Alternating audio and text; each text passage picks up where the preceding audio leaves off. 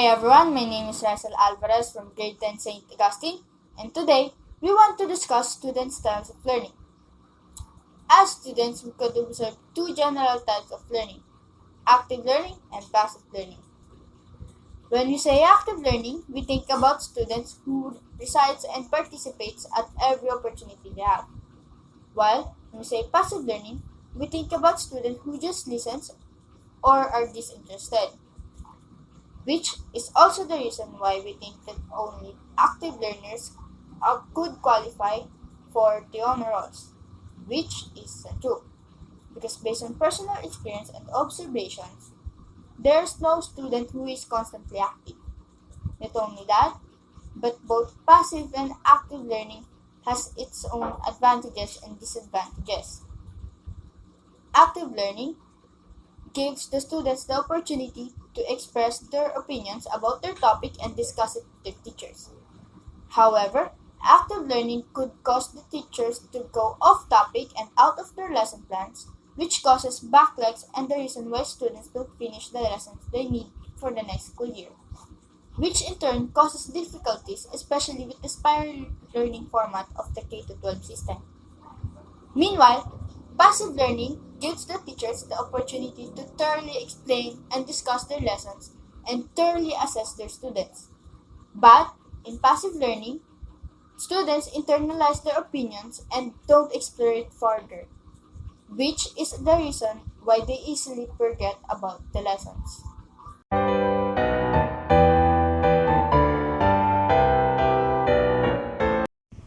Good morning, everyone.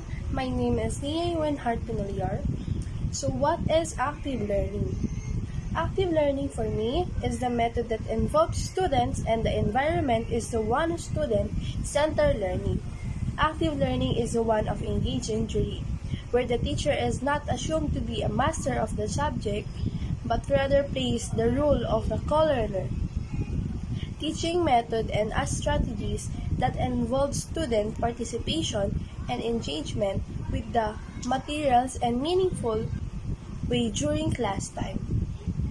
Active learning involves students in doing things and thinking about what they are doing, attainment of knowledge by participating and contributing. And the next is passive learning. Passive learning is a traditional method of learning and there is very little if any involvement of students. And the environment is typical teacher-focused student and only listen to the teacher and analyze what they have heard. Passive learning assumes that the teacher is a master of the subject and that his or her role is impact knowledge. And I wonder. My name is Lawrence Pesa Cabag. Passive learning. A passive student is almost probably negative. Usually, they have much more important things to do other than study. It is also not important to them that how well their reputation is in the class. Very often, passive students tend to think that when they receive a poor grade, it is because the teacher does not like them. Active learning. Active learning approach learning is not only about the content, but it's also about the process. Active learning develops students' autonomy and their ability to learn. Active learning gives students greater involvement and control over their learning. This means that students are better able to continue learning once they have left school and college.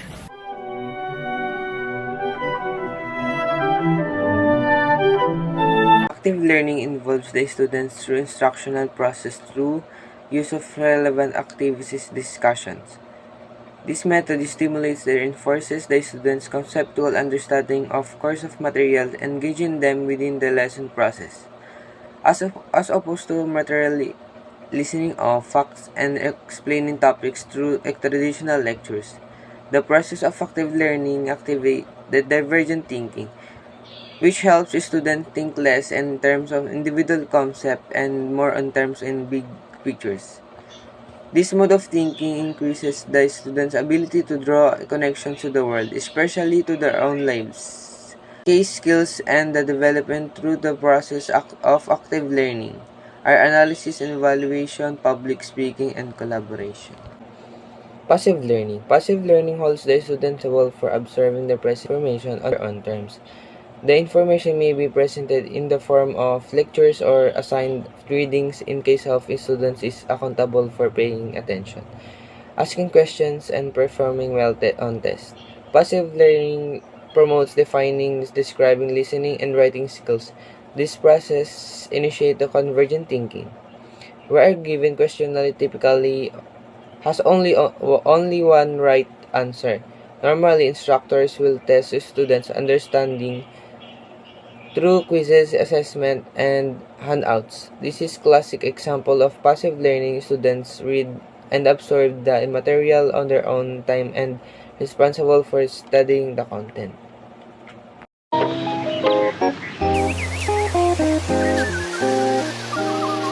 Hello, my name is Daniel Luis B. Maico. We have two types of learners, which is passive learners and active learners. Passive learners are students who don't actively do oral recitations or any other activities where they have to speak up, but it is genuine in listening in class and actually learn something from the teacher. While active learners are learners who are active in both listening and performing in class and the stuff they learned from the teacher to improve their academic performance more.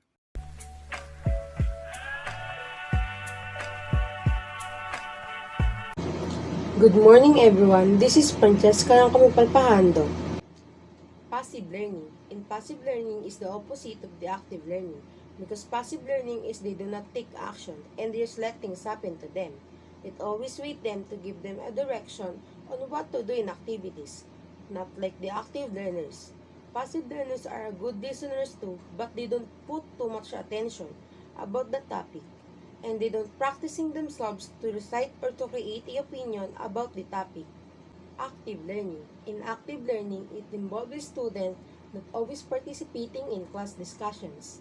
It is the method of the student to give their opinion based on the topic. It improves their vocabulary largely by allowing to participate in every discussions. They are practicing themselves to recite their opinion about on what they've learned about the topic, and they are also go through the process of learning like a regular student. Kiss, kiss, fall in love. Active learning is important for students like me. Because of the activity, we can learn more things and have an experience. An example of active learning is discussion, problem solving, debate, recitation, and etc. We practice how to discuss or create an idea on our own way. Active learning is also talking about how we can solve a problem with an idea and get new problem about it. It also increases our capability to have a great idea for your learning potential. Passive learning is a method of learning or instructing, because they are just doing what they said.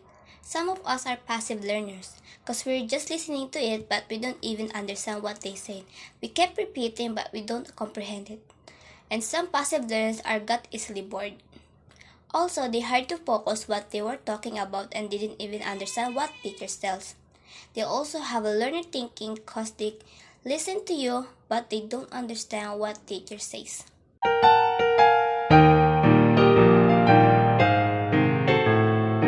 Good morning, ladies and gentlemen. This is Nakahara, one of the group members that will discuss to you if a student is an active or a passive learner.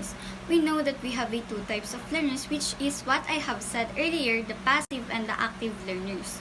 Now, how can we determine what type and kind of a learner a certain student is? Well, a teacher is surely an expert at familiarizing their students' characters, and they can tell whether a student is a passive or an active learner depending on their behavior in class. We can say that a student is a passive learner if they are a good listener and can easily learn but doesn't engage into participating in class and inhibit themselves into not putting much effort into practicing what they have learned in class into action. While we can identify active learners as a student who involve themselves actively through the means of experiencing and learning it by engrossing themselves in the process of studying. In short words, they are very studious in practicing themselves to apply what they've learned into class by continuously participating and performing in the classroom. Remember the quote by Julius Caesar, Ut est rerum omnium magister usus, or in English text, experience is the best teacher and the worst experience teach the best lessons. Therefore, I can conclude whether our student is a passive or an active learner depending on account of my honest observations and outlook in every classroom in each levels. We are mixed with either learners and we are incapable to control and avoid either of the type of learners, as after all, our students are all unique and have their own style of learning in school or in their own lives. Thank you. That was Nakahara, your discussant, signing off.